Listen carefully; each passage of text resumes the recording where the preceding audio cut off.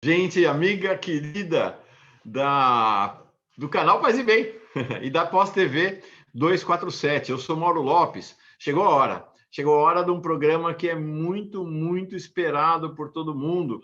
O nosso Retalhos da Nossa História. Toda segunda-feira tem, às 5 horas da tarde, ao vivo aqui pelo Paz e Bem, o curso do presidente Lula, o curso de História do Povo Brasileiro, ordenado, pedido, encomendado, sugerido, mas que para nós tomamos como uma verdadeira ordem amorosa do presidente Lula. Então, aqui toda segunda-feira a gente vai acompanhando, registrando, refletindo a história do povo brasileiro. Toda segunda-feira, às 5 da tarde, ao vivo, mas você captura as imagens, a aula, cada aula do Retalhos da Nossa História, quando você quiser. Aqui pelo canal Paz e Bem e aqui também pela Pós TV 247. Estreia ao vivo pelo canal Paz e Bem e lançamento no dia seguinte pela Pós TV 247. Então, segunda-feira aqui no Paz e Bem, terça-feira aqui na Pós TV 247. Pedro Lima Vasconcelos é nosso professor. Brasil, em todo lugar que eu vou, o pessoal fala de você, Pedro. Virou uma referência realmente em história do Brasil.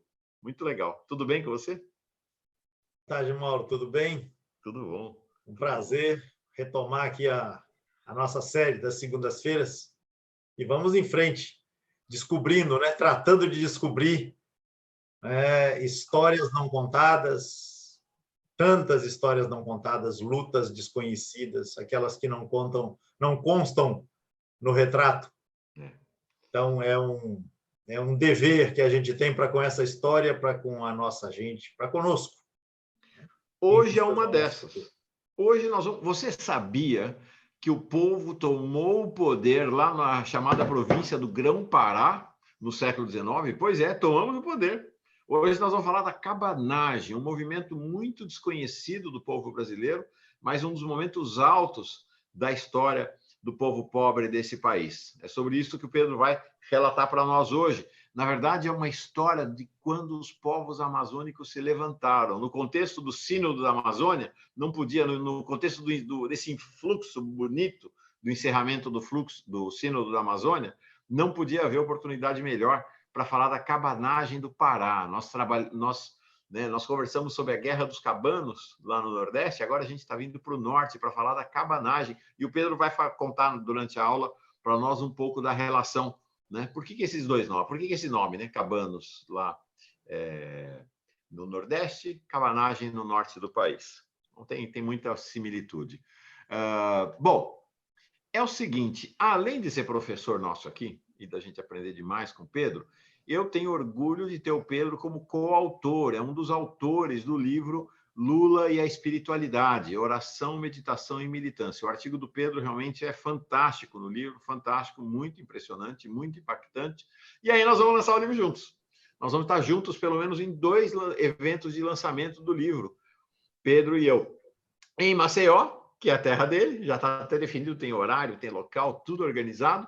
E também no Recife, também já tem horário, já tem local, tudo organizado. Em Maceió, nós vamos... deixa eu contar para vocês. Bom, primeiro é o seguinte, se você quiser comprar já Lula e Espiritualidade, já está disponível para pré-venda, mais barato, você recebe em casa. Está na descrição desse vídeo, tem o link para essa compra. Se você quiser esperar o lançamento e comprar no lançamento, ótimo também, perfeito, tá? A gente, como eu falei, nós já estamos com a programação toda de lançamento fechada, definida, pelo menos da primeira rodada dos lançamentos. Vai estar aqui na descrição do vídeo. Eu achei que eu já tinha colocado, ainda não. Vou colocar daqui a pouquinho. Dia 19, não, já coloquei. 19 Porto Alegre, 20 Florianópolis, 21 Curitiba, 22 São Paulo, 23 Brasília. Gente, o Leonardo Atucho e o Salve vão me matar. 23 Brasília, 24 domingo Belo Horizonte, 25 segunda-feira Rio, 26 terça-feira Vitória, aí dia 27 quarta-feira Maceió e 28, nossa senhora, 28 quinta-feira Recife e finalmente 29 sexta-feira Salvador. Então dia 27 de novembro, quarta-feira em Maceió tem o lançamento, nós vamos estar juntos. No dia 28, quinta-feira, em Recife, tem outro lançamento, nós vamos estar juntos. Eu já adianto que no Recife vai ser no lugar mais legal da cidade. O lugar mais legal da cidade vai ser no Armazém do Campo, do MST, e a direção estadual do MST já confirmou que vai estar presente no lançamento, das 5h30 da tarde até as 8 horas da noite, quando aí começa um samba, e nós vamos todos participar desse samba em Recife. Pois eu digo para vocês, em Maceió vai ser o lugar mais legal da cidade também. Onde vai ser, Pedro? Eu já ia dizer. Eu já ia dizer. Onde vai ser em Maceió?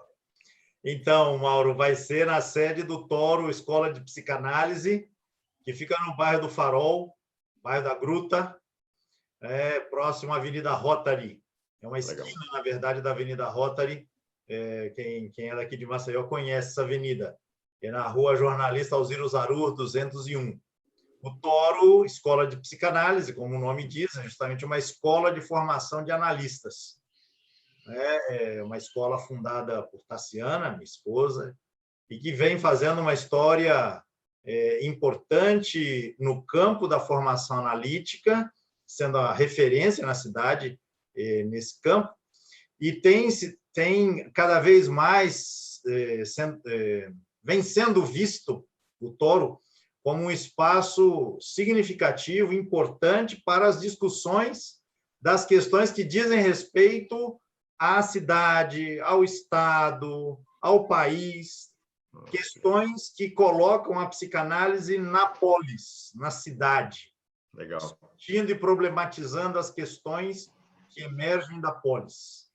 Portanto, não há porquê, não poderia ser de outra maneira, né? Não, vai ser fantástico. Bom, eu tenho formação psicanalítica, fiz a formação em psicanálise, mas não sou psicanalista porque não tenho clínica, não clínico, né? Acabou que virei só um estudante de psicanálise. Mas sem psicanálise não tem vida. A psicanálise é tudo, é fantástico, realmente é maravilhoso, né? Pensar na psicanálise como uma trajetória, né, de qualidade de vida, de autorresponsabilização, de conhecimento, fantástico. Vai ser muito legal mesmo, né, esse encontro aí em Maceió. E já está juntando gente, né? Todo lugar onde está rolando, né, a organização dos encontros de lançamento, eles serão verdadeiros atos de celebração da liberdade de Lula, se ele já tivesse sido solto, ou de reivindicação da sua liberdade e desse olhar, de nos dobrarmos sobre a sua espiritualidade. Vocês vão ver, o texto do Pedro realmente é fantástico. O texto do Lula, então, né, Pedro? Nem se fala, você já leu. O texto do Lula é maravilhoso, o texto que ele escreveu para nós, para o livro. Tem coisas, tem histórias que nunca se contaram sobre Lula nesse livro, vocês vão ver. Então, é isso. Eu quero saudar quem já chegou, quem está ao vivo para a nossa aula sobre a cabanagem, a Márcia Dib, a Sandra Altava, o Fernando Antônio de Rezende, de Brasília, o Dias, o Guilherme aqui de Bertioga, grande amigo. Oi, Guilherme, você tá bom? O Guilherme é o presidente do PT aqui da cidade de Bertioga, um jovem, assim, parece muito com o Lula, assim, eu falo para ele, você vai ser o Lula, cara. Ele é muito, muito impactante, a liderança dele, muito bonita. O Kleber Antônio dos Santos, do Rio de Janeiro, Silvana Ferreira, também mandando boa tarde, Ivone Veiga, o Leonardo Fittipaldi Torga, né, do Sejus, né, da liderança progressista do Espiritismo, Leila Ribeiro, Vilma Pasqualino Pedó, Mariame Negreiro, Solange Maria Guedes, Rose Costa Cabral, Valéria Torres, está dizendo que depois de algumas semanas volta a acompanhar ao vivo, Jorge Lula Barreto, Regina Parenza, de Porto Alegre, né? Nós vamos estar juntos aí, deve ser no Sindicato dos Bancários, aí em Porto Alegre, o lançamento do livro do Lula. Em Salvador, deve ser... Estamos acertando, Maria Célia, ela está perguntando onde vai ser Salvador. Provavelmente não está certo ainda, lá nesse lugar novo, anexo da Fonte Nova, parece que é muito bem localizado, eu não conheço, mas me falam muito bem de lá.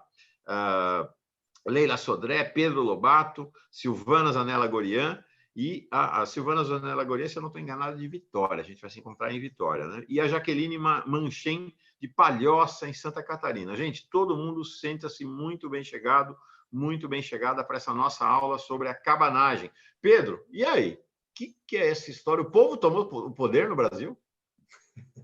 E não é? Há quem compare, Mauro, a tomada de Belém, né, pelos revolucionários cabanos com a Comuna de Paris. Uau, que fantástico. Uhum. É uma comparação instigante, né, inspiradora. Inclusive, um dos textos que eu indiquei para a bibliografia, você já deve ter colocado aí à disposição. Já coloquei. Um deles faz essa aproximação para fazer pensar e fazer com que a gente salte assim de espanto. Nossa! Pois é. Houve alguma coisa dessas proporções, com esse alcance no Brasil? Como é que não nos contaram antes, né? Pois Como é que não nos contaram antes? Então, tomar contato com a cabanagem na verdade, mergulhar num universo que nos é muito pouco conhecido, a não ser com essa nomenclatura genérica, Amazônia. Né? Uhum. E você fez uma ligação aí com a realização do sínodo, né, que acabou de terminar, né? Uhum. Mas eu gostaria de somar essa referência a uma outra, né? A queimada da Amazônia, acontecida aí com a anuência, com a concordância, com o estímulo, né? A gente nunca fica sabendo direito, porque esse governo é pródigo em abafar, né? E impedir que as investigações avancem, mas, enfim, tendo aí um apoio, ou pelo menos um linguajar que vem da oficialidade atual, né, que pensa a Amazônia como um lugar a ser explorado. Né? E aí a gente vai lendo... A ser devastado. Devastado para ser explorado, porque é como se fosse uma terra à espera de ser explorada. Uhum. Como se ela não tivesse história, como se ali não existissem pessoas, como se não existissem povos. Uhum. É isso aí. Então, essa situação triste pela qual a gente vive, a Amazônia em particular, vive e teve o foco, né, aí há algum tempo, né, por conta das queimadas e da negligência e da irresponsabilidade oficiais. Se você lê sobre a cabanagem pensando nisso que está acontecendo, você conclui bem, isso não é novidade. Uhum. Esse olhar para a Amazônia definido pela lógica do cifrão é alguma coisa que tem 500 anos de história, pelo menos. E a cabanagem é um momento em que a rebeldia se manifesta, a rebeldia contra essa lógica. Eu sempre costumo contar um episódio que eu presenciei vendo um debate na televisão, Mauro, se você me permite esse parênteses rapidamente. Vamos embora. Era um programa de entrevistas em que havia uma jornalista entrevistando 3 pessoas, um fazendeiro, um ambientalista e uma liderança indígena. E a questão colocada era: como podemos explorar a Amazônia de maneira mais adequada? A própria questão já indicava a direção, né, da resposta. Claro, exploração. Como explorar. E aí a discussão ela ficou grande parte do tempo tomada pelos argumentos contrários de fazendeiro e de ambientalista. O fazendeiro dizia: não, tem que devastar porque é a fronteira agrícola que precisa ser ampliada. Uhum. Tem que plantar soja, afinal de contas, a balança comercial, aqueles argumentos todos que a gente já conhece, que vêm do mundo do agronegócio e do agronegócio mais irresponsável.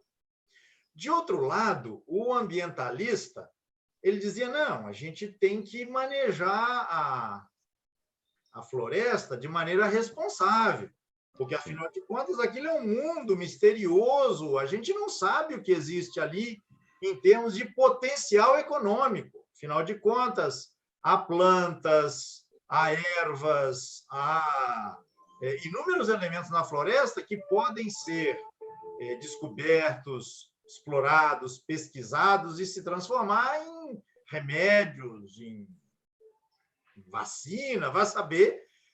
E aí o potencial econômico da Amazônia aumenta tremendamente. E o debate, Mauro, continuava ali entre os dois, esgrimindo cada qual a sua a sua palavra, sustentando a posição daqui e dali. Quando finalmente a jornalista se deu conta de que havia um terceiro interlocutor ali, que até então não tinha recebido a palavra, ela diz: mas temos aqui a liderança indígena, vamos ver o que é que ela tem a nos dizer sobre esse debate acalorado que está acontecendo aí. E a liderança respondeu basicamente o seguinte: olha, eu não sei como é que é melhor explorar a Amazônia, se dessa maneira ou se daquela. Eu só quero saber de uma coisa. Quando vocês destruírem a Amazônia, para onde vão os espíritos dos meus antepassados? Uau! Nossa! Acabou a discussão. Acabou a discussão. Não havia possibilidade de o diálogo continuar. Porque essa liderança mostrou que, no fim das contas, fazendeiro e ambientalista estavam operando no mesmo diapasão, como explorar a Amazônia. Enquanto a liderança indígena, descendente de gerações que há séculos, há milênios, vivem ali, essa liderança entende, junto com o seu povo, a Amazônia de uma outra maneira. De uma outra maneira. Onde é que vão parar os espíritos dos meus antepassados? Então, é preciso que a gente leve em conta esse choque de paradigmas, ilustrado nesse debate, que me impactou muito quando a liderança falou só isso. E acabou o programa. Acabou o programa. Claro. Quando a gente olha um movimento das proporções e da configuração assumida pela cabanagem. E aí eu pensava também, Mauro, que quando nós fizemos o nosso roteiro e viemos trabalhando o nosso roteiro de retalhos aí, ao longo desse ano, a Amazônia não tinha aparecido ainda. Sim. Nós nos aproximamos da Amazônia justamente no último encontro, que foi, há 15 dias atrás, o encontro da Balaiada. Mas a Amazônia não tinha entrado. Além de razões múltiplas... E, na verdade, a Amazônia sequer tinha entrado na agenda do país quando a gente pensou o curso Retalhos da Nossa História lá atrás, né? A Amazônia entrou na nossa agenda nacional há pouco tempo também. Pois é. Eu ia comentar justamente que a Amazônia, por boa parte da nossa história, não fazia parte do Brasil. Ela... pela divisória lá do Tratado de Tordesilhas, a Amazônia praticamente inteira pertencia à Espanha. No entanto, a Amazônia já é cobiçada pelos olhares definidos pelo Cifrão, ou seja, como região a ser explorada para fornecer iguarias exóticas, sementes, plantas, especiarias não conhecidas em outros lugares. Desde o século XVI, holandeses, ingleses já estão de olho na Amazônia. Então, é bom que a gente pense que esse olhar predatório para a Amazônia, ele não tem história recente, ele tem longa duração. Claro que a predação hoje acontece numa violência, numa truculência imensamente maiores. Mas desde o século XVI, já se vê na Amazônia essa região desconhecida, mas promissora, capaz de oferecer para o mercado mundial matérias-primas não encontradas em nenhum outro lugar do mundo. E foi esse o motivo que fez com que, só no século XVII, para combater as invasões de outros povos europeus, os portugueses se instalassem na foz do rio Amazonas, perto da ilha de Marajó, e fundassem o que hoje é a cidade de Belém, 1616. Portanto, 400 anos, basicamente, de história tem essa cidade. E depois você vai ter a entrada dos missionários Rio Amazonas adentro para catequizar os grupos indígenas ribeirinhos, os mais próximos, né, dos cursos de água. Agora, veja, Mauro, eu recolhi aqui uma passagem do padre Antônio Vieira, que, em meados do século XVII, num relatório que ele escreve, dando contas das missões que os jesuítas começam a realizar ali, ele constata o seguinte, eu peguei apenas essa frase: e toda aquela gente se acabou, ou nós a acabamos. Um pouco mais de 30 anos eram mortos dos ditos índios mais de 2 milhões. Nossa Senhora. Nossa. 2 milhões. 2 milhões. Isso é escrita de Vieira. Como é que ele conseguiu contar isso, eu não sei, não me pergunte. Tá. Mas 2 milhões de indígenas desaparecem, quer dizer, morrem ou são mortos, e ele reconhece, ou eles morreram, fomos nós que acabamos com eles. 2 milhões dos ditos índios em pouco mais de 30 anos. Então, não se trata apenas de predação da floresta, mas é de predação da gente que vive na floresta. Genocídio, né? Exatamente. Exatamente. Então, é importante que a gente veja, há uma história aí que vai sendo tecida a sangue retinto pisado, né? Como diz lá o samba da Mangueira, que nos inspira, e que é bom que a gente sempre recorra. Depois, você avança para o século XVIII, eu não vou entrar nos detalhes, porque a gente tem que chegar na cabanagem. Mas a gente vai ter outras políticas implementadas pelo governo português, né, seja no sentido de evitar que outros povos se instalem ali ou que explorem a região, seja para garantir o monopólio, o controle, né, de tudo aquilo que a Amazônia tem a oferecer. Então, na época do Marquês de Pombal, você vai ter muito intercâmbio, arroz, algodão, cacau, gengibre, madeira e outras drogas recolhidas no interior da floresta que são encaminhados para Portugal. O número de pessoas escravizadas, na medida que essas atividades cresce, então o número de pessoas escravizadas também aumenta, porque a lógica é essa, para viabilizar economicamente esse território, a mão de obra tem que ser escravizada. Enfim, a gente tem aí uma longa história. Vai se dizer que no início do século XIX a diversificação de produtos tinha aumentado ainda mais, né? Porque justamente a exploração da floresta ia trazendo à tona novas possibilidades de enriquecimento a partir da predação, dessa economia extrativista, né?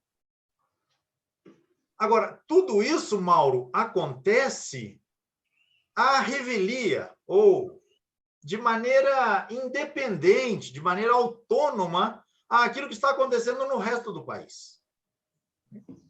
A própria independência do Brasil, de 1822, Dom Pedro I, ela demorou a chegar ao Grão-Pará, né? E agora o Pará já separado, né, do Maranhão, porque houve uma época em que a província era a mesma, Maranhão e Grão-Pará. Agora, o Grão-Pará.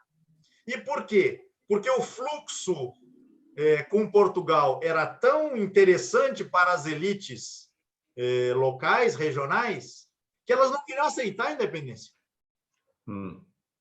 Então, você vai ter negociações importantes, demoradas, e só no ano seguinte é que se vai aceitar que, efetivamente, o Brasil seja...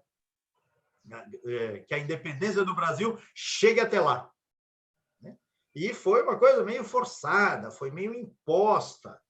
Quer dizer, a história do Grão-Pará, ela começa, nesse tempo, a fazer parte da história do Brasil de maneira efetiva.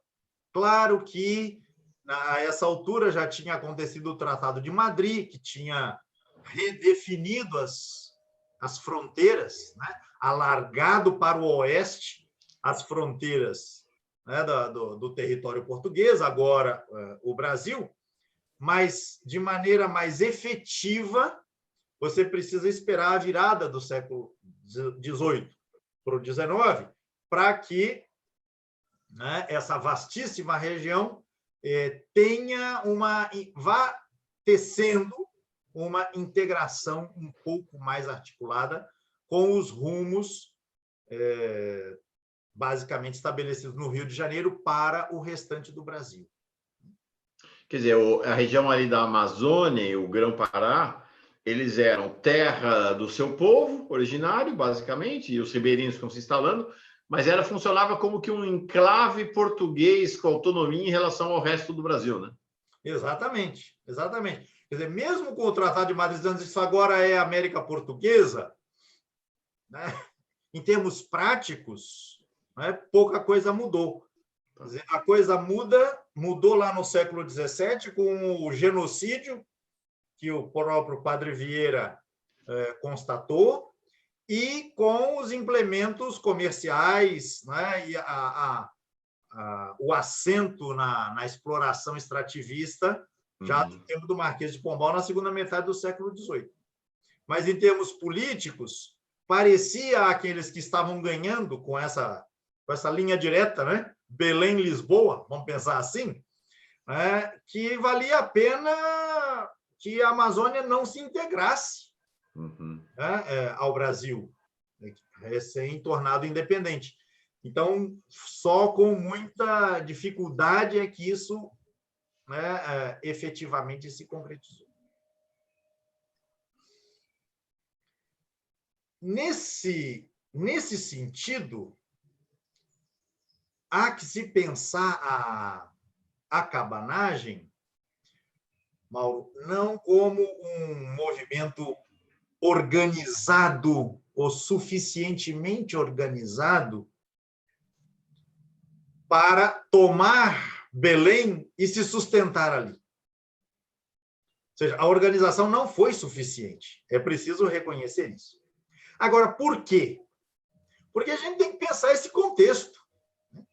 Você tem povos que estavam sendo reprimidos nesses avanços da colonização ou da predação da floresta. É como se esses povos agora dessem o troco e eles descessem o rio. Entendi. Descessem os rios para tomar Belém e estabelecer um governo autônomo que pudesse responder às demandas dessas populações. E que populações são essas? São populações basicamente indígenas, mas você tem populações escravizadas. Você tem indígenas que, tendo entrado em contato com o processo colonizador, viveram um processo que historiadores antropólogos chamam de destribalização. Aliás, um processo que é muito a marca do nosso processo de criação do Brasil, de maneira geral. O Darcy Ribeiro, o mestre Darcy Ribeiro, no seu grande livro, O Povo Brasileiro, já eu vou trazer aqui uma passagem desse livro para que o mestre aí nos ilustre com a sua palavra poderosa. Ele diz que brasileiro, brasileira nascem como uma identidade a partir do português que se relaciona com a indígena e o fruto que daí advém não é nem português nem indígena. Né? Por quê? Porque o português olha para o filho e diz, é mestiço. O indígena olha para o menino e diz, não é indígena. Né? Nasceu o brasileiro, a brasileira, diz o Darcy. E isso aconteceu de maneira muito marcante no universo, né, da Amazônia. Então, você tem um processo de indígenas que se destribalizam. Vão para onde? Vão viver onde? Qual é o seu habitat? Qual é o seu novo espaço? Então, esse é um problema. Esse é um problema. Quer dizer, indígenas que entraram em contato com o processo colonizador nas suas diversas etapas, né, perdem a sua referência de origem. E não há outra referência que lhe seja dada de antemão. Será preciso construí-la. Então, a cabanagem, ela é o resultado de muitos movimentos de reação, né, de um processo opressivo de múltiplas vertentes por muitos séculos. É como se isso eclodisse, é como se o barril de pólvora explodisse num certo momento, mas isso está sendo cozinhado já há muitos séculos, desde que os europeus, né, chegaram aqui, olhando para a floresta com olhos de cifrão. Nesse sentido, Mauro, eu não sei se você tem aí como colocar para a nossa turma aquele mapa. Isso é 1835, é isso? 1835 é a primeira tomada de Belém. Ah, tá. Tenho sim, está aqui. Tô subindo o mapa aqui. Por favor. Depois nós vamos passar ao mestre Darcy. Tá. Por que é que eu chamei a atenção, eu pedi que você colocasse este mapa, Mauro, para a nossa turma aí? Para que a gente tenha uma ideia da proporção das coisas que estão envolvidas nesse movimento. Belém, onde é que está? Está do nosso lado direito, do lado direito do nosso mapa. Aqui, né? Exatamente. E essas marcas coloridas no meio do mapa indicam o quê? Povos indígenas que participaram da cabanagem. Estão indicados aí 3 povos. Um que vive nas margens do rio Tapajós, o outro entre o Tapajós e o rio Madeira, tá certo? E essa marca de cor verde, mais extensa na horizontal, é ao longo do rio Solimões Amazonas. E aí, no meio dessa marca, a gente tem a cidade de Manaus. Manaus está aqui. Exatamente. Mauro, eu não sei, eu falo por mim. Eu acho que a gente não faz ideia do que isso significa em termos, por exemplo, de distância. Entre Manaus e Belém, eu fui conferir. A distância da viagem, né, pelo rio, que é a única forma pela qual você chega de Manaus a Belém, se você não quiser dar uma volta imensa, é pelo transporte fluvial. São 1.600 quilômetros. Nossa Senhora. 1.600 quilômetros, isso indica o quê? Por exemplo, fiquei pensando, do Rio de Janeiro a Porto Alegre, mais ou menos? Ou do Rio de Janeiro a Salvador? Essa é a distância entre Belém e Manaus, viajando pelo Rio Amazonas, subindo o Rio Amazonas. Hoje, se você quiser ir por via terrestre, você vai fazer uma viagem de 4.000 quilômetros. Porque você tem que pegar Belém-Brasília, então você tem que ir de Belém para o sul até encontrar a Transamazônica. Aí você tem que pegar a Transamazônica mais ao sul do Pará e viajar na direção oeste até mais ou menos você chegar ao Rio Madeira. E aí existe a estrada Porto Velho-Manaus. E aí você sobe e chega a Manaus. São mais de 4.000 quilômetros. Então, eu estou chamando a atenção disso porque a gente, provavelmente, falo por mim, talvez a gente não faça ideia do que significa essa distância, o tamanho da cabanagem, porque o que a gente viu ali, naquele mapa? Uhum. Que povos situados mais distantes ainda de Belém, que é a própria cidade de Manaus, participaram da cabanagem. Fantástico. Participaram do movimento de tomada da cidade de Belém.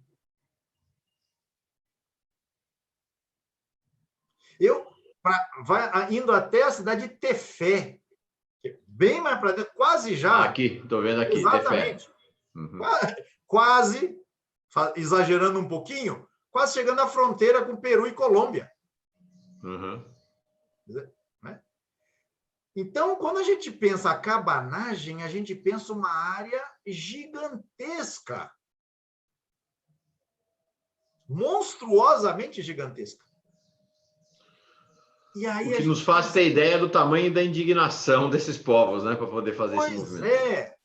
E aí você tem um movimento de povos que descem o rio, descem os rios, porque não é só o Amazonas, a gente está vendo aí o Rio Madeira, o Tapajós, há movimentações que dão conta, aliás, informações que dão conta de movimentações pelo Rio Tocantins, que é esse rio que está aí descendo para o sul. Aqui, né?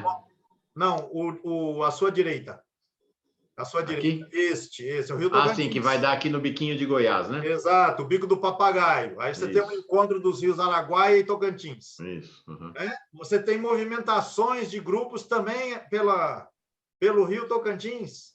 Uhum. Há movimentações na direção norte, na direção de Macapá. Uhum. Aqui para cima. Macapá. Uhum. Né?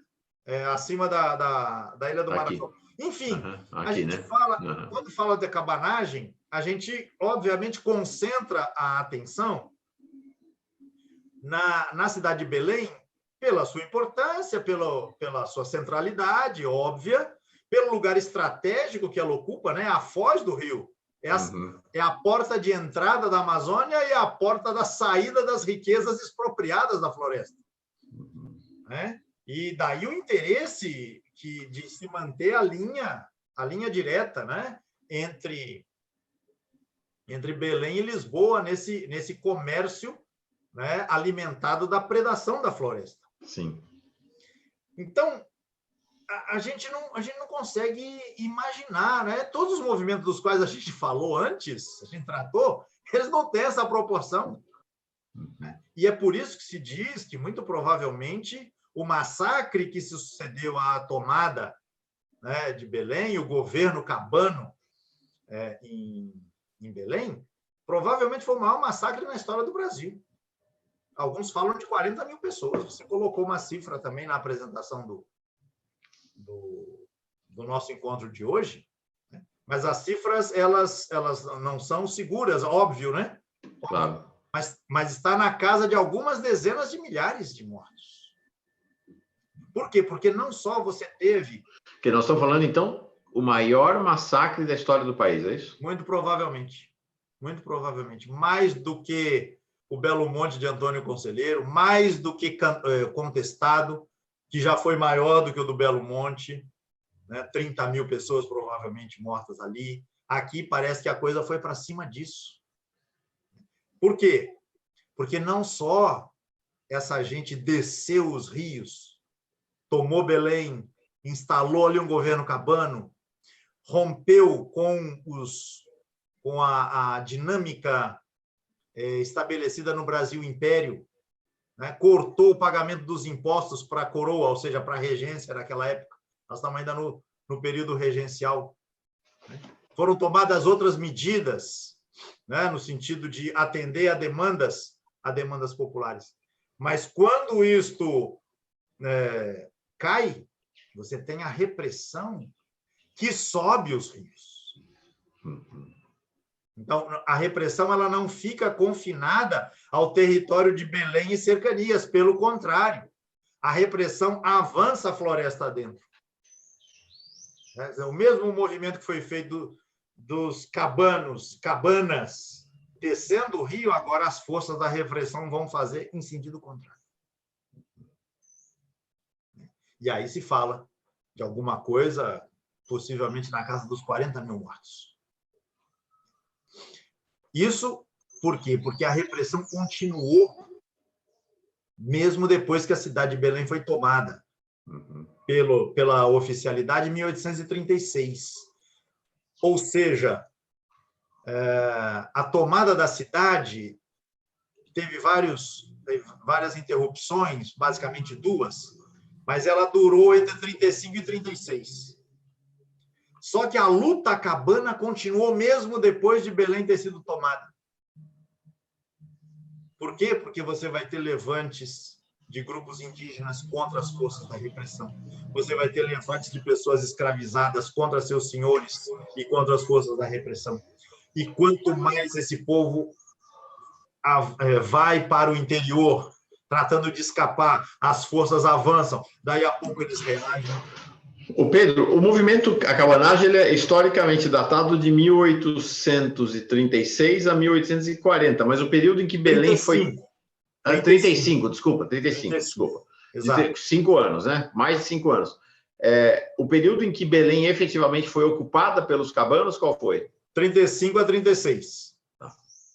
Por que nós falamos de 35 a 40? Porque justamente a guerra, a cabanagem não aconteceu só em Belém. Esse estado de insurgência, ele se manteve por quê? Porque a repressão não se contentou com a tomada da cidade, mas tratou de buscar as raízes do levante. E as raízes do levante estavam onde? Estavam na floresta. Estavam nos povos da floresta. Então, você vai ter a repressão que se enraiza na floresta, servindo-se dos leitos dos grandes rios. Né? E a gente mencionou alguns dos mais importantes. E essa repressão ela é duríssima. E aí você vai ter uma quantidade de pessoas mortas. Por exemplo, um tanto de gente que morre. Por exemplo, o primeiro governante da Belém capturada, né, ele vai morrer no meio das disputas. Você vai ter o outro líder, e esse é considerado o líder mais expressivo da cabanagem, o Eduardo Angelim. Ele foi o terceiro governante cabano em Belém, e ele conseguiu ficar na liderança deste governo pelo período mais extenso que foi possível, foram 10 meses. E aí ele vai ser preso. E aí, e você falou de 1840. Por que 1840? Porque em 1840 será dada uma anistia a pessoas que, tendo sido aprisionadas, ficaram à espera de julgamento. E elas foram anistiadas em 1840. No caso do Angelim, que eu acabei de mencionar, ele teve uma pena adicional. E além de ter ficado preso esse tempo todo, ele teria que ficar também fora da região, vivendo no Rio de Janeiro por mais 10 anos. Não poderia voltar para a sua região de origem. Então, por isso que se coloca 1840 como o ano do término do levante, mas o que define essa data é a anistia oficial. Certamente os combates, as repressões, os levantes prosseguiram pela floresta adentro e pelos anos seguintes, e nós perdemos notícias. Agora, esse governo, o governo cabano foi um governo popular, então? Então, você tem basicamente três momentos de governo cabano. Eu vou pegar os nomes aqui para não me perder. Então, no dia 6 de janeiro de 1835, vou ler aqui um texto que eu separei aqui para subsidiar nossa conversa. Uma tropa composta por negros, mestiços e indígenas atacou Belém, conquistando a cidade. E essas tropas estavam apoiadas por, veja aí o problema que vai redundar, vai aparecer lá na frente, fazendeiros e pequenos proprietários da região, entre os quais um chamado Félix Antônio Clemente Malcher, que vai acabar se tornando o primeiro presidente da província. E ele é fazendeiro. Certo. Ele toma o poder e ele logo busca uma composição com a oficialidade, o que cria um dissabor junto aos setores populares. Então, ele logo será derrubado. No mês seguinte, ele será derrubado. E aí, os cabanos colocam na presidência da província Francisco Pedro Vinagre, que é alguém que vem do ambiente mais popular, mas logo vê que para se sustentar no seu lugar de centralidade de poder, precisa fazer conciliação com aqueles setores que não querem radicalização do movimento, querem algum tipo de composição. Ele chega a romper com o próprio irmão, que também é uma liderança cabana, o Antônio Vinagre, e com o Eduardo Angelino. E aí, continua aqui a leitura do texto. Sob a liderança de ambos, os revoltosos recuaram para o interior da província e, em agosto, atacaram novamente, recuperando-a após 9 dias de combate, nos quais o Antônio Vinagre, a segunda liderança, né? Depois do Malcher, o Antônio Vinagre perdeu a vida. Coube, então, a Eduardo Angelino Nogueira a presidência do governo do Grão-Pará, inaugurando-se o mais longo e importante governo cabano, 10 meses. Quer dizer, teve um processo, foi guerra, né? Tomada, retomada da cidade, expulsão dos revoltosos, volta. Exatamente. Não, você tem pelo menos 2 interrupções, né? Depois da primeira tomada, você tem a queda do Malcher, né? A tomada, o segundo governador, o Vinagre. O Vinagre, né? Mas eu estou querendo lembrar o primeiro nome aqui dele. Me fugiu agora. Porque depois este irmão rompe com o próprio irmão, que está aliado ao Eduardo Angelim. Né? Esse é, inclusive, reconhecido na historiografia e mesmo no cultivo da memória popular como a liderança que encarna melhor os ideais populares expressos. O Eduardo Angelim, então, está vinculado aos segmentos mais populares. Exatamente. E é ele que, mesmo tendo recebido a anistia, vai ter como castigo passar 10 anos na corte, ou seja, no Rio de Janeiro. E só depois ele poderá voltar. Ele tem que ficar longe, porque ele é a liderança mais expressiva, mais significativa. E a gente tem registro, Pedro, de quais foram as principais decisões desse governo do Angelim, desse governo popular? Até onde eu li, a gente sabe muito pouco. Uma das medidas que mais impactaram foi a recusa ao pagamento de impostos para a Corte, né, do Rio de Janeiro, no período das regências. E, na linha desta medida, os historiadores que eu pude consultar, eles vão chamar a atenção para o fato de que aquela autonomia na história do Grão-Pará em relação ao Brasil vai reverberar agora. Por quê? Há um texto desses que eu mencionei aí na bibliografia, acho que é Magda Ritchie. Isso, Magda Ritchie. Ela vai dizer que os cabanos redefiniram o conceito de patriotismo. Está no título do artigo dela, se eu não estou enganado. Deixa eu ver. Se não me engano, está lá. Por quê? Porque a pátria pela qual os cabanos... Magda Ritchie. Magda Ritchie, está aqui, ó, Pedro. Cabanagem, cidadania e identidade revolucionária. O problema do patriotismo na Amazônia. Exatamente. Entre 1835 e 1840. Que pátria é essa? Não é o Brasil. Essa gente sabe, nós não somos o Brasil. Pela história toda que nós temos, nós não somos o Brasil. A ruptura com o pagamento dos impostos enviados ao Rio de Janeiro é a melhor mostra disso. E nós somos povo da Amazônia. Nós somos povo da Amazônia, povos da Amazônia, por exemplo, colocar isso no plural, né? Nós somos povos da Amazônia.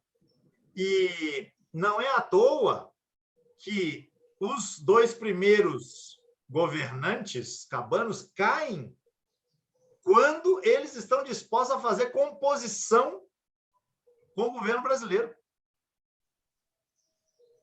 Está sendo pensada uma outra pátria. Uhum. E é bom a gente não esquecer, antes do Tratado de Madrid, aquela região não fazia parte do Brasil, mesmo na lógica da colônia, da colonização. Então, essa injunção, esse avanço português e agora brasileiro, vindo do Rio de Janeiro, sobre a nossa região, isso é uma artificialidade. É alguma coisa com a qual a gente não se identifica. A gente não está entendendo isso aí. E que história é essa de que a gente agora faz parte de um país e que nos cobra impostos? A gente nunca ouviu falar desse tal Rio de Janeiro, nem sabe onde fica. É fundamental que a gente pense na perspectiva dessa gente cabana. O Pedro, de certa maneira, o Sínodo da Amazônia traz essa realidade, né? O Rio de Janeiro continua a não existir, ou Brasília continua, de certa maneira, a não existir. A Amazônia é um país, a Amazônia é uma região com uma cara muito própria, né? Muito diferente do resto, né? Por isso, o Sínodo trouxe com a contundência maior possível a questão dos povos originários. Sim. Né? Há mais identidade, me parece, então, entre agentes que estão na Amazônia, no Brasil, na Colômbia, na Venezuela, nas Guianas, entre si, do que desta gente com o povo brasileiro, por exemplo. Com o povo brasileiro, não, com o resto do Brasil. Mas não é. Mas não é. Quer dizer, quando eu fico pensando, eu não sou um estudioso do assunto cabanagem. Né? A gente lê, estuda, mas eu não sou um conhecedor a fundo. A gente lê quem conhece. Quando eu penso que gente que está lá na região da atual cidade de Tefé participou do movimento, de um movimento que tomou a cidade de Belém, sei lá, 2.000 quilômetros, 2.500 quilômetros de distância, eu fico pensando que existe uma comunicação entre os povos da Amazônia que se faz pelos rios e pela floresta e pelos caminhos da floresta, que nós nem conseguimos imaginar como é que isso acontece, como é que isso vem acontecendo ao longo dos séculos. Né? E por isso a lógica da colonização é sempre a mesma. É essa expressa pelo Bolsonaro e por outros. Ah, não, o índio quer se civilizar. O índio quer internet, quer energia elétrica, quer não sei o quê, quer celular, quer tablet, não sei o quê. Você tem que negar, você tem que decretar que as populações indígenas não são povos. Uhum. São pessoas à espera do processo civilizatório, trazido por nós como dádiva. Nesse sentido, há uma passagem do livro do Darcy Ribeiro, Mauro, que eu queria trazer aqui. Sim, você tinha falado. Pois, é uma passagem tocante. Né? E o Darcy Ribeiro, tudo que escreve é altamente inspirador. Né? Então, ele diz assim, isso é no livro O Povo Brasileiro. Ele diz da cabanagem como um movimento anticolonialista, depois como uma revolução republicana e separatista, que há outro elemento também, que é a entrada de ideais iluministas vindos da Revolução Francesa, da época da Revolução Francesa, para cá, chegando a Belém e alimentando algumas pessoas, né, que se deixaram tomar, né, por ideais mais liberais, republicanos, inclusive padres e bispos. Uhum. Mas, e por isso, então, o Darcy fala de uma revolução republicana e separatista. Diz ele, a cabanagem punha em causa uma forma alternativa de estruturação do povo brasileiro, gestada entre os índios destribalizados da Amazônia. Falamos já, né, desse processo de destribalização. Foi a única luta que disputou, sem saber, a própria etnia nacional, propondo-se fazer uma outra nação, a dos cabanos, que já não eram índios. Por que não eram índios? Porque já tinham tido contato com o processo colonizador. Não eram índios, não eram negros, não eram lusitanos e tampouco se identificavam como brasileiros. A cabanagem chegou a tomar o poder, dominando toda a província. Os sublevados descem os rios por onde subiam antes os escravizadores, destruindo tudo com que deparam. E depois os repressores vão subir os rios, né, fazendo o movimento dos escravizadores colonizadores de antes. Mas os sublevados tomam, ocupam, saqueiam as capitais das principais cidades e interrompem o comércio. As tropas que saíam em busca dos revoltosos experimentam derrotas fragorosas. A luta durou vários anos e prosseguiu outros tantos em focos de existência isolados, cuja redução foi extremamente difícil, mas acabou acontecendo. E aí ele chama a atenção para dois pontos que eu também gostaria de destacar. O primeiro é que a cabanagem assumiu, diz o Darcy, o caráter de guerra de castas. E o comandante das tropas repressivas deixou registrado o seguinte, agora a citação do comandante das tropas da repressão. Todos os homens de cor nascidos aqui, homens de cor são todos os não brancos, certo, estão aqui ligados em pacto secreto, a darem cabo de tudo quanto for branco. É, pois, indispensável pôr a mão nas armas de outros. E é indispensável proteger por todos os modos a multiplicação dos brancos. Ou seja, você tem que se está falando, na primeira metade do século XIX, o que será uma tônica dos discursos políticos da segunda metade do século XIX no Brasil. A necessidade de branquear a população. Embranquecer o país. Exatamente, exatamente. E o segundo aspecto que o Darcy Ribeiro destaca é este aqui. Essa insurreição praticamente vitoriosa foi, afinal, vencida não somente pelas armas. Agora veja a intuição do mestre. Mas talvez principalmente pela inviabilidade histórica da luta dos cabanos. Onde é que está essa tal inviabilidade?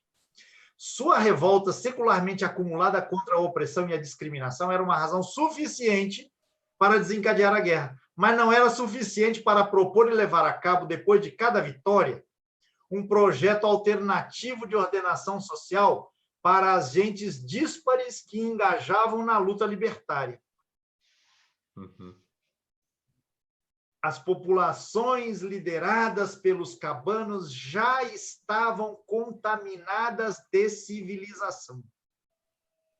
A mesma civilização que para eles representava pestes mortíferas, escravidão e opressão, representava também o único modo praticável de articular-se comercialmente com os provedores de bens de que já não poderiam prescindir, como as ferramentas, os anzóis, o sal e a pólvora.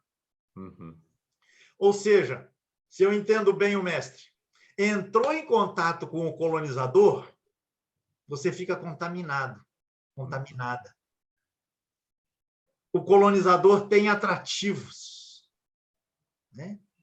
E com esses atrativos ele vai ganhando a confiança e ele vai procedendo a essa trajetória de destribalização, Isso aí. que faz com que essas pessoas fiquem desenraizadas. Não são brancas, não são indígenas, e a essa altura já não são negras e não são brasileiras. São o quê? São cabanos.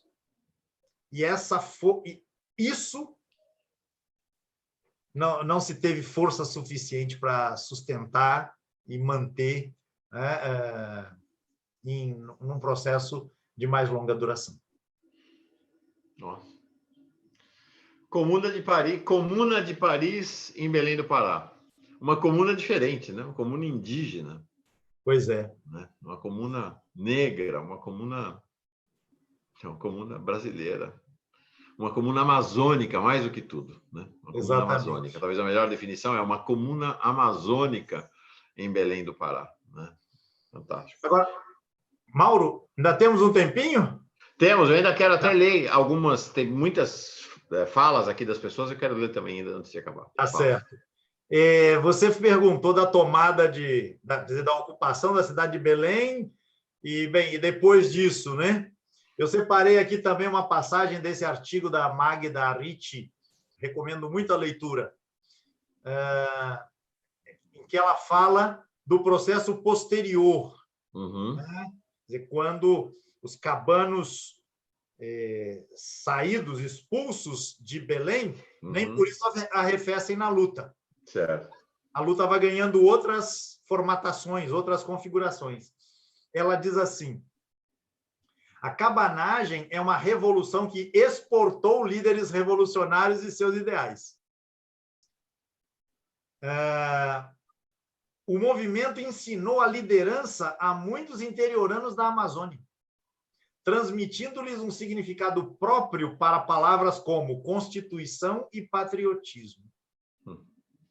Ao invés de lerem estas máximas sobre as ordens decididas na corte ou por seus líderes máximos em Belém, muitos cabanos acreditavam poder trilhar o seu próprio percurso, fazendo sua leitura e interpretação para aquilo que consideravam justo e adequado.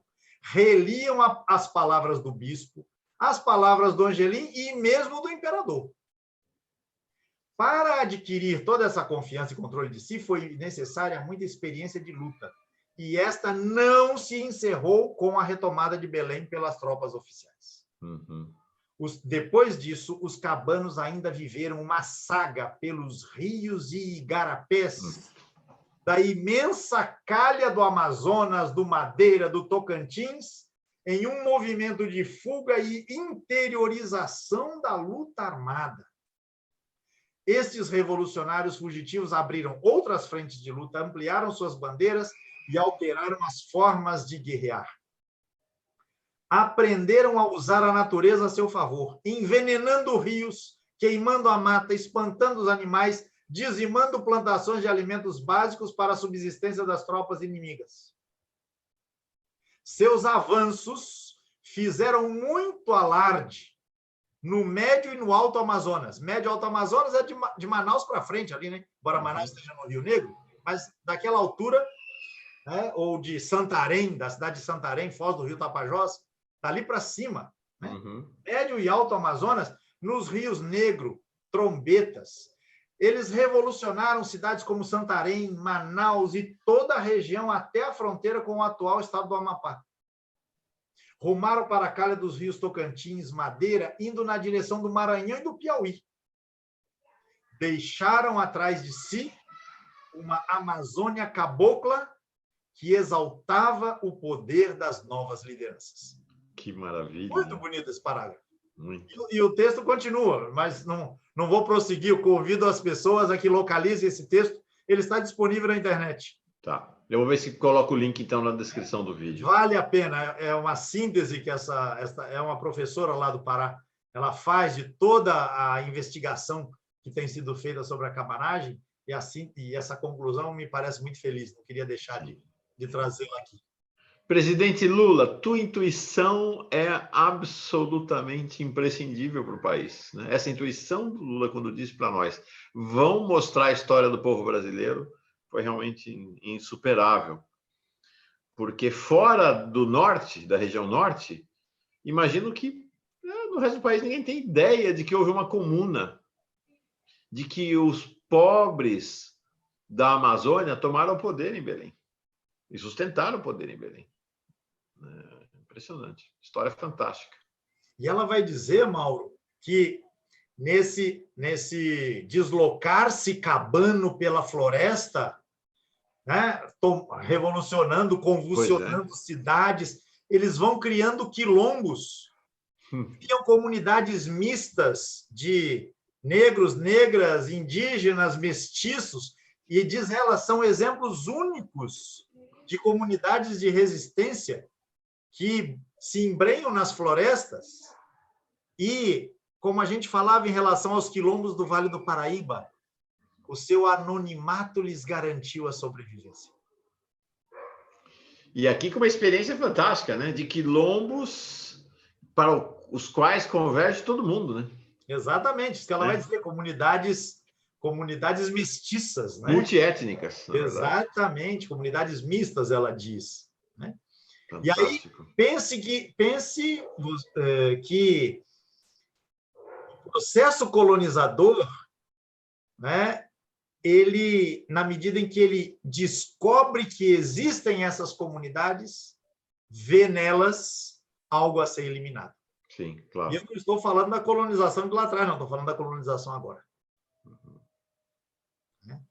E aí eu evoco novamente a liderança indígena, querendo saber onde vão parar os espíritos dos seus antepassados. Sim. O que é uma pergunta pelo futuro dos povos originários.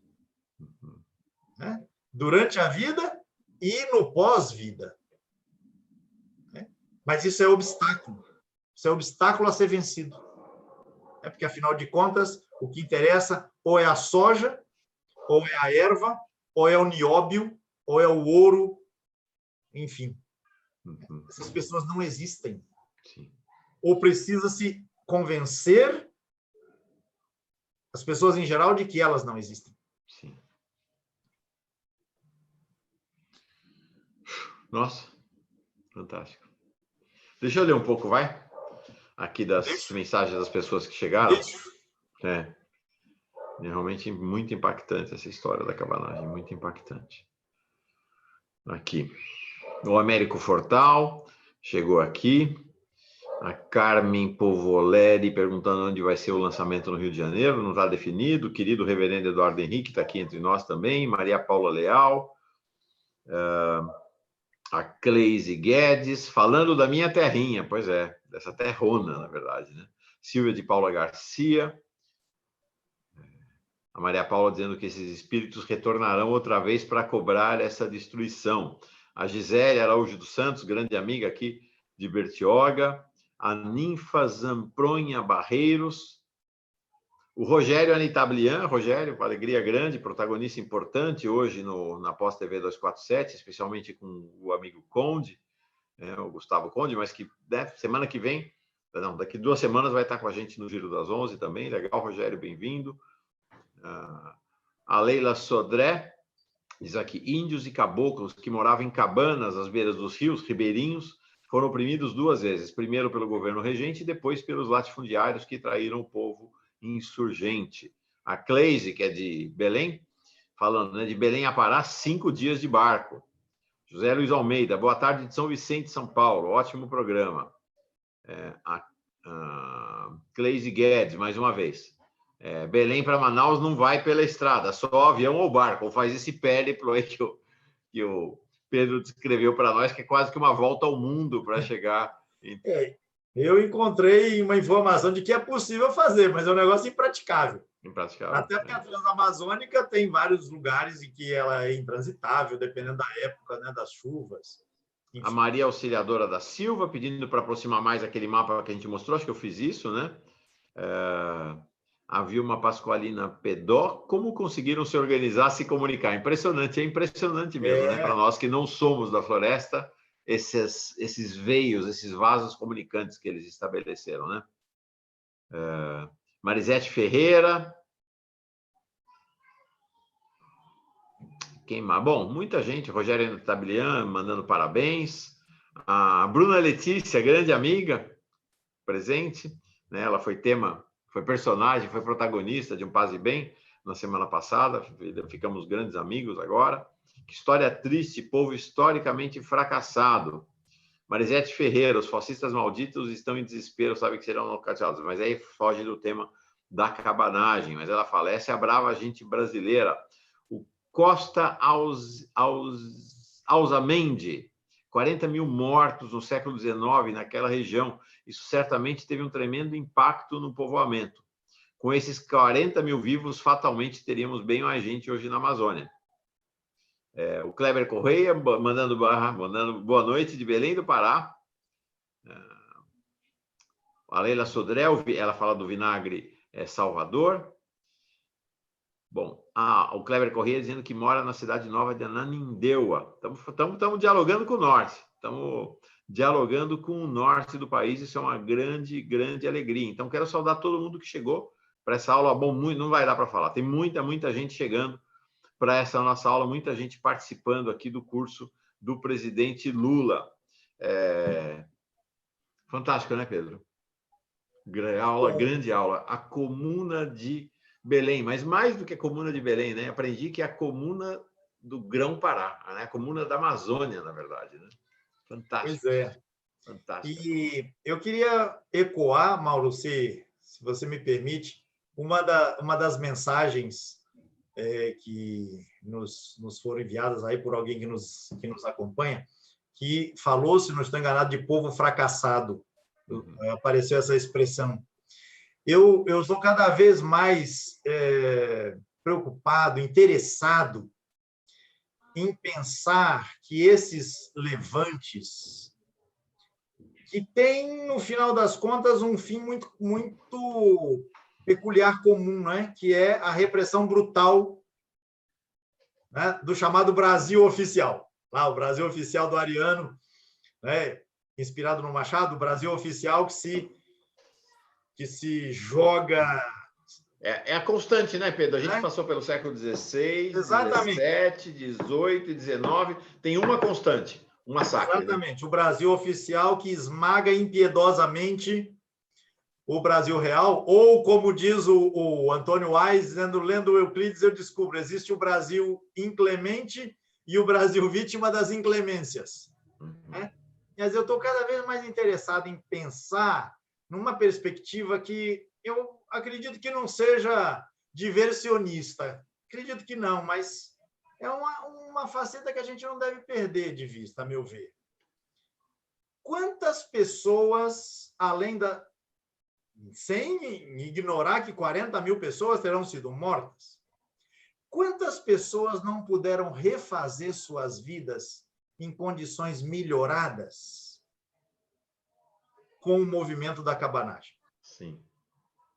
Essas comunidades mistas que nós acabamos de mencionar, né? De negros, negras, índios, índias, mestiços, mestiças, esparramados pela floresta. E que conseguiram refazer suas vidas, saídos das fazendas, saídas dos latifúndios, saídas de condições precárias nas suas existências, para condições melhoradas, minimamente melhoradas. Quantas pessoas? A gente não tem como quantificar, né? E se a gente pegar vários daqueles movimentos que a gente já trabalhou, já refletiu aí nos encontros passados, quantas pessoas não ganharam novas condições de vida, né, ao se refugiarem em quilombos lá no Vale do Paraíba e nas Minas Gerais e no interior do Nordeste, em tudo quanto é canto do país?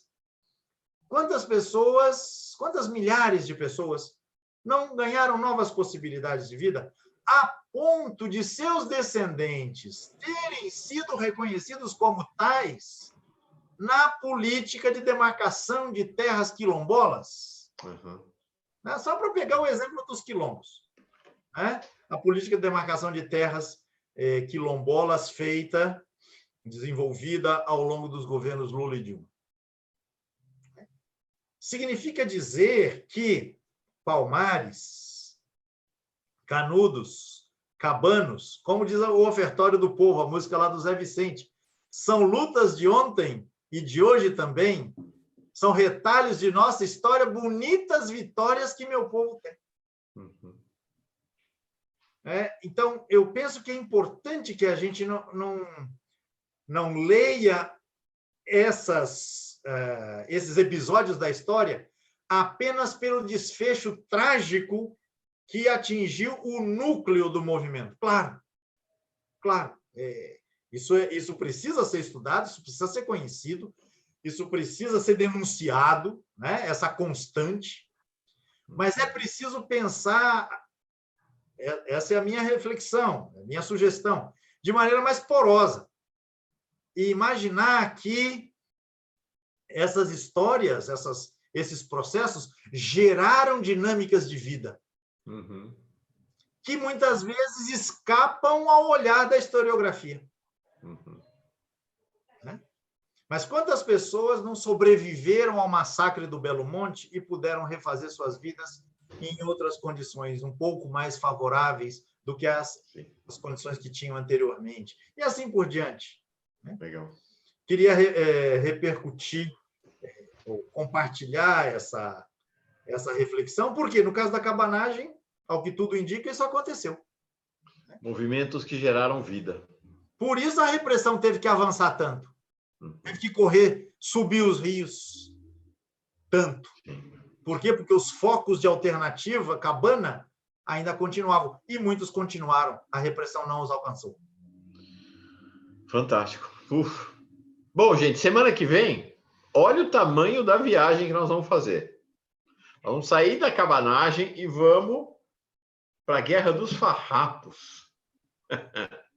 Que travessia, né, Pedro? De norte a sul do país. De norte a sul. Vamos sair do norte e vamos lá para o sul do Brasil. Semana que vem vamos falar da Guerra dos Farrapos. Pedro, fantástica essa história. Fantástica. Fantástica a história da cabanagem. Gostei demais da aula. Vou conversar com o Marcola, assessor do Lula, pedindo para ele encaminhar para ele já amanhã, porque, nossa, acho que ele vai gostar demais dessa aula. Acho que realmente, presidente, acho que